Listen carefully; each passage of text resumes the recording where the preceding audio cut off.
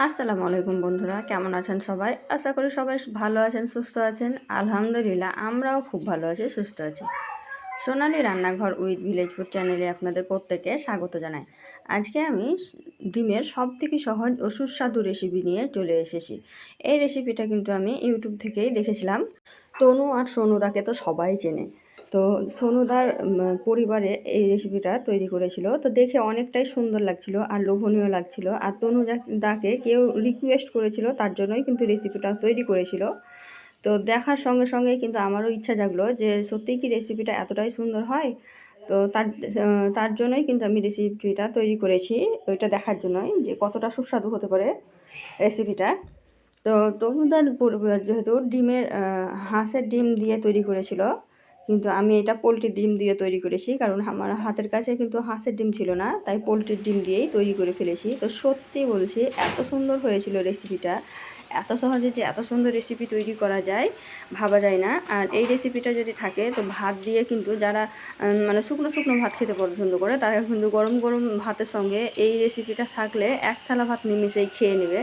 আমাকে তো খুবই মজা লেগেছিলো রেসিপিটা, তার জন্যই কিন্তু আমি আপনাদের সঙ্গে রেসিপিটা শেয়ার করলাম। আর এখানে দেখতেই পাচ্ছেন যে কাঁচা লঙ্কাগুলো দেখে কতটা লোভনীয় লাগছে। তো কাঁচা লঙ্কাটাও খুব সুস্বাদু ছিল। তো চলুন কীভাবে এই রেসিপিটা তৈরি করেছি সেটাই আজকে আমি আপনাদেরকে দেখাবো। তো রেসিপিটা তৈরি করার জন্য আমি এখানে 5টা ডিম নিয়ে নিয়েছি। এখানে কিন্তু আমি পোলট্রির ডিমই ব্যবহার করেছি। আপনারা চাইলে আপনাদের হাতের কাছে যে ডিম থাকবে সেই ডিম দিয়েই কিন্তু তৈরি করে নিতে পারেন। তো এই তো আমি 5টা ডিম নিয়ে নিলাম। এখন ডিমগুলোকে আমি সিদ্ধ করে নেব, ভালোভাবে সিদ্ধ করে নেব। তো এই তো ডিমগুলো আমার দেওয়া হয়ে গেছে। আপনারা আপনাদের পরিবারের সদস্য অনুযায়ী নিয়ে নেবেন। তো ডিম শুদ্ধ হতে হতে আমি এদিকে ডিমের যে মশলাটা তৈরি করেছিল সেইটা আমি তৈরি করে নেব। তো এই তো আমি স্টেপ বাই স্টেপ কিন্তু ফলো করেছি। এইখানে দিয়েছিল 1 চামচ সাদা শসা আর 2 চামচ পরিমাণে পোস্ত দিয়ে একটা পেস্ট তৈরি করে নিয়েছিল। তো আমিও পেস্টটা তৈরি করে নিলাম এই ফাঁকে। আর এদিকে আমার ডিমটা সিদ্ধ হয়ে গেছিলো, তাই তো আমি দেখাচ্ছি, দেখুন যে ডিমটা ভালোভাবে সিদ্ধ করে নিয়েছি, যাতে খোসা ছাড়াতে কোনো অসুবিধা না হয়।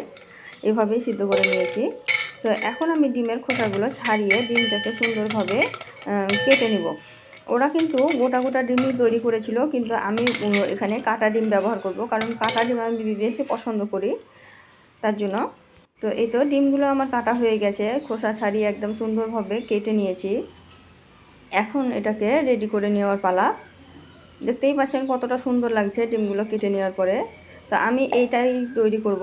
ওরা কিন্তু টিফিন বাটিতে তৈরি করেছিল। তো হাতের কাছে যদি টিফিন বাটি থাকে তো টিফিন বাটিতেই তৈরি করে নেবেন। আর আমার হাতের কাছে টিফিন বাটি ছিল না, ছিল অন্য জায়গায় ছিল, কিন্তু আনতে সময় লাগতো, তো আমি আর যাইনি, আমি এইটাতেই তৈরি করে নিয়েছি। তো এইটাই একে একে আমি ডিমগুলো সব দিয়ে দিচ্ছি। দেখুন ডিমগুলো দেওয়া হয়ে গেছে। এখন আমি এই তো পোস্ত আর সরষার পেস্টটা এর মধ্যে দিয়ে দেব। এই তো সরষা পোস্তর পেস্টটা আমি দিয়ে দিলাম।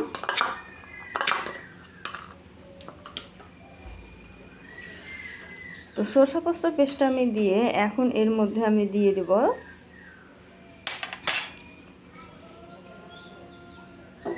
সরষা পোস্ত বাটিটা ধুয়ে একটু জল।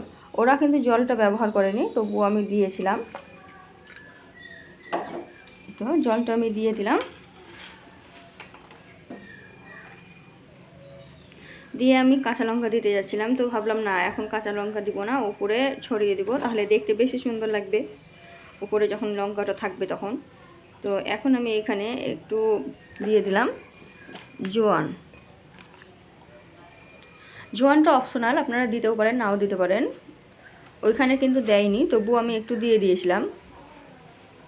এখন দিয়ে দিলাম স্বাদ মতো লবণ। লবণের পরিমাপটা আপনারা একটু আপনাদের ইচ্ছা মতন দিয়ে দেবেন। যারা কম খান তারা কম দেবেন, যারা বেশি খান তারা বেশি দেবেন। তো এখানে কিন্তু খুব বেশি মশলা ব্যবহার করা হয়নি, সিম্পলভাবে তৈরি করা হয়েছে, তবুও কিন্তু সাধারণ জিনিসের যে অসাধারণ স্বাদ আছে এটা তৈরি না করলে বুঝতে পারবেন না। তো ভিডিওটি যদি আমার প্রথমবার দেখে থাকেন আর আমার চ্যানেলে যদি নতুন সদস্য হয়ে থাকেন, অবশ্যই আমার চ্যানেলটিকে সাবস্ক্রাইব করে দেবেন আর পাশে থাকা বেল আইকনটিকে প্রেস করে দেবেন। এখন আমি দিয়ে দিলাম লঙ্কা গুঁড়ো। বাস, এর থেকে বেশি আমি কিছু উপকরণ দেব না। সব শেষে দিয়ে দেব সরষের তেল। আর আমার রেসিপিগুলো যদি আপনাদেরকে ভালো লেগে থাকে তাহলে একটা লাইক একটা শেয়ার করে দেবেন, আর কমেন্টে জানাবেন যে আমার রেসিপিটা কেমন লেগেছিল। আর যদি সত্যিই খুব ভালো লেগে থাকে তাহলে নিজের বন্ধুদের সঙ্গে একটু শেয়ার করে দেবেন।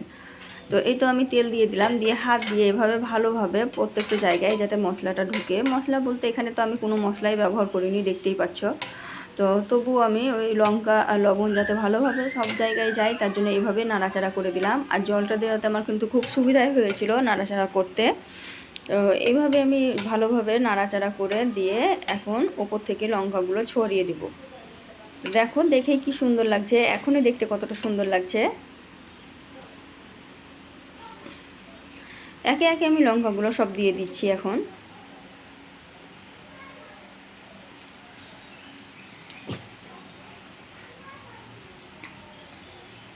দেখো এত সুন্দর লাগছে দেখতে, এখনই মনে হচ্ছে কাঁচা অবস্থাতেই খাওয়া যাবে, কিন্তু ওই ভুল কেউ করবে না, কাঁচা অবস্থায় খেতে যাবে না। এইভাবে আগে প্রথমে ভাপে সিদ্ধ করে নেবে, তারপরে কিন্তু খাবে, দেখবে খুব সুস্বাদু হয়। তো এই তো সব দিয়ে দিলাম, এখন আমি ঢাকা দিয়ে এটাকে সিদ্ধ করে নেব। তো তার জন্য আমি এখানে কড়াইয়ে জল দিয়ে দিয়েছি। এই তো পরিমাণ মতো জল দিয়ে দিয়েছি, দিয়ে আমি এর উপরেই দিয়ে দিলাম। আপনাদের কাছে তো যদি স্ট্যান্ড থাকে তাহলে স্ট্যান্ড দিয়ে ওর উপরেই দিয়ে দিবেন, কিন্তু আমি এখানে দিয়ে দিলাম কারণ কড়াইয়ের ঢাকনাটা কিন্তু লাগতো না যদি স্ট্যান্ডটা দিতাম তাহলে। তো এখানে আমি ঢাকা দিয়ে প্রায় 10 থেকে 15 মিনিট আমি সিদ্ধ করেছিলাম, যেহেতু আমি এখানে জল ব্যবহার করেছিলাম। তো জল যদি আপনারা ব্যবহার না করেন তাহলে কিন্তু আপনাদের তাড়াতাড়ি হয়ে যেতে পারে, যেহেতু আমি জল ব্যবহার করেছিলাম তাই আমার একটু সময় লেগে গেছিলো। তো সোনুদারা কিন্তু জল ব্যবহার করেনি। তো এই তো দেখেই বুঝতে পারছো যে কত সুন্দর হয়েছে, দেখো একদম গায়ে লাগা লাগা হয়ে গেছে। তো এখন আমি নামিয়ে নিলাম, দেখো। আর এখন আমি একটা প্লেটে সার্ভ করে দেখাচ্ছি কেমন লাগছে দেখতে। তো গরম থাকা অবস্থাতেই কিন্তু আমি এখানে একটা কাঁচের বাউল নিয়ে নিয়েছি, আর এখন আমি এর মধ্যে ট্রান্সফার করব। তো দেখতেই পেলেন কত তাড়াতাড়ি কিন্তু আমি ডিমের রেসিপিটা তৈরি করে ফেললাম, আর দেখতে কত সুন্দর লাগছে, একদম ভাপ উঠছে। আর এই অবস্থাতে যদি গরম গরম ভাতের সঙ্গে খেয়ে নেন তাহলে কিন্তু অসাধারণ একটা স্বাদ আসবে। এই তো, আর এখানে কিন্তু একটাও ডিম আমার ভেঙে যায়নি কিংবা নষ্ট হয়নি। তো দেখেই বুঝতে পারছেন যে কতটা সুন্দর লাগছে। তো এভাবে আপনারাও কিন্তু তৈরি করে নিতে পারেন ঝটপট, যদি বাড়িতে মাছ কিংবা মাংস না থাকে। তো মাছ মাংসের অভাব বুঝতে পারবেন না, এই রেসিপি থাকলে নিমেষে এক থালা ভাত কিন্তু শেষ হয়ে যাবে।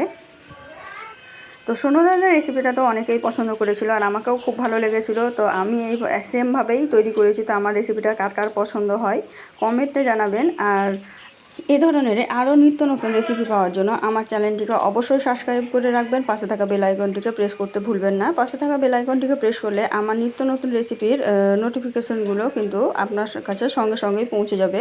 আর রেসিপিটা যদি ফেসবুক থেকে দেখে থাকেন তবে অবশ্যই আমার ফেসবুকের পেজটিকে ফলো করে রাখবেন। রেসিপিটা যদি ভালো লেগে থাকে তবে অবশ্যই লাইক শেয়ার আর কমেন্ট করে দেবেন। আর এখন আমি বিদায় নিচ্ছি, দেখা হবে এই ধরনের অন্য কোনো রেসিপি নিয়ে পরবর্তী ভিডিওতে। ততক্ষণ সবাই ভালো থাকবেন, সুস্থ থাকবেন, আর আমার জন্য একটু দোয়া করবেন। খোদা হাফিজ।